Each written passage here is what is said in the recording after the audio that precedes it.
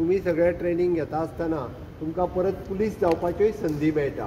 हांव त्या खातीर सांगता जे कोण 10वी जावंक ना तेंच्यांनी आपली 10वी करून घेवची. हे म्हणून तो सांगता हांव, कारण होमगार्डा खातीर 3% या 5% वो तो बाद में ना ड्यूरिंग द फ्रेश रिक्रूटमेंट उसमें भी रिजर्वेशन रहता है उनका 10% रिजर्वेशन आम्ही रुटीन पुलीस फोर्स भरतानाच आसता. तुमची 10 वर्सां सर्वीस जाल्या उपरांत ती गजाल वेगळी. आमी पयली फावटी ऑपॉर्च्युनिटी दिली. बट तुम्ही जर फिजिकली क्लियर जाले म्हणजे फिजिकली फीट तुम्ही उरलेत 10% होमगार्डांक पुलीस जावपाची संदी आहा.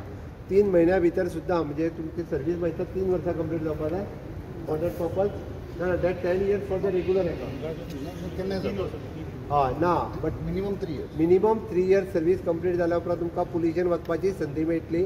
आणि इन लॉंग रन तुम्ही 10 वर्सां तुमची सर्वीस कंप्लीट केल्या उपरांत सुद्दां सो आतां आमी पुलिशेन डायरेक्ट भरती करपाची बी उरल्या. बट हे सगळें केन्ना जर तुमचो CR म्हणजे कॉन्फिडेन्शियल रिपोर्ट बरो उरलो जाल्यार तो कॉन्फिडेन्शियल रिपोर्ट जर बरो नासलो जावपाक मेळचें ना.